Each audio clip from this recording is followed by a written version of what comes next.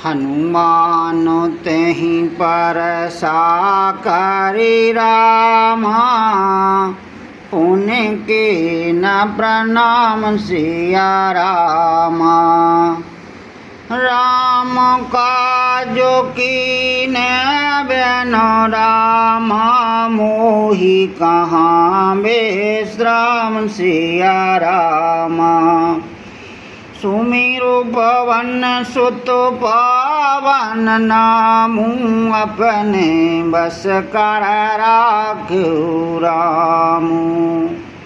हनुमान जी ने उसे हाथ से छू दिया, फिर प्रणाम करके कहा, भाई श्री रामचंद्र जी का काम किए बिना मुझे विश्राम कहाँ। जात पावन सुत देवन देखा, जानहि कहूँ बल बुद्धि विशेषा। सुरसा नाम अहिन के माता, पठे अन्याय कहे तेहि वाता। देवताओं ने पवन पुत्र हनुमान जी को जाते हुए देखा। उनकी विशेष बल बुद्धि को जानने के लिए परीक्षार्थ उन्होंने सुरसा नामक सर्पों की माता को भेजा। उसने आकर हनुमान जी से यह बात कही, आज स्वरन मोहि दीन आहारा, सुनत वचन कह पवन कुमारा। राम काजु कर फिर मैं आवा, सीता कह सुधि प्रभु सुनावो। आज देवताओं ने मुझे भोजन दिया है। यह वचन सुनकर पवन कुमार हनुमान जी ने कहा, श्री राम जी का कार्य करके मैं लौट आऊं और श्री सीता जी की खबर प्रभु को सुना दूं। तव तव वदनु पैठ आए, सात कहूँ मोहे जान दे माए। कवन जतन देह नहीं जाना, ग्रसस न मोहे कहियो हनुमाना। तब मैं आकर तुम्हारे मुँह में घुस जाऊंगा, तुम मुझे खा लेना। हे माता, मैं सत्य कहता हूँ, अभी मुझे जाने दें। जब किसी भी उपाय से उसने जाने नहीं दिया, तब हनुमान जी ने कहा, तू फिर मुझे खा ना ले।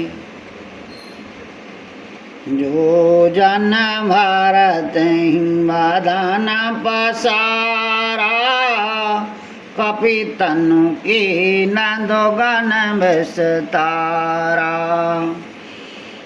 सो रहे जो जन मुक्ति ठहु, तुरत पवन सुत बात सभहु।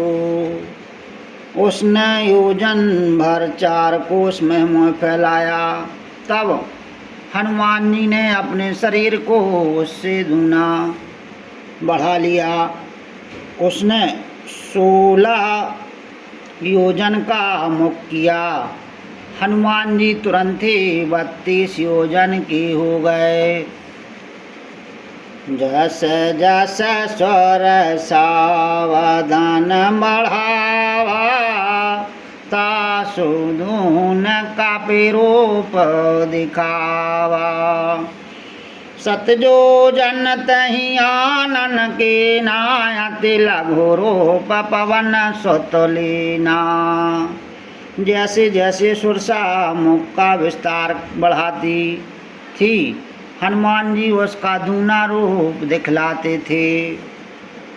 उसने 100 योजन 400 कोस का मुख किया। तब हनुमान जी ने बहुत ही छोटा रूप धारण कर लिया।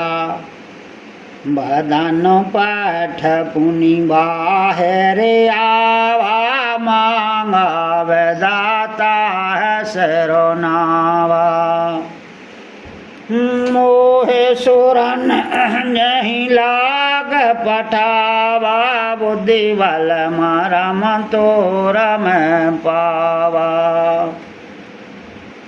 और भी उसकी मुख में घुसकर तुरंत फिर बाहर निकल आए और उसे सिर नवाकर विदा मांगने लगे। उसने कहा, मैंने तुम्हारी बुद्धि बल का भेद पा लिया, जिसके लिए देवताओं ने मुझे भेजा था।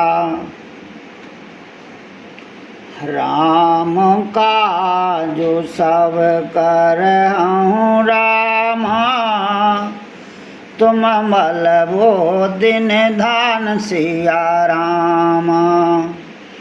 आशीष दे गए सो राम, हरस चलो हनुमान सिया राम। तुम श्री रामचंद्र जी का सब कार्य करोगे, क्योंकि तुम बल बुद्धि के भंडार हो। यह आशीर्वाद देकर वह चली गई। तब हनुमान जी हर्षित होकर चले।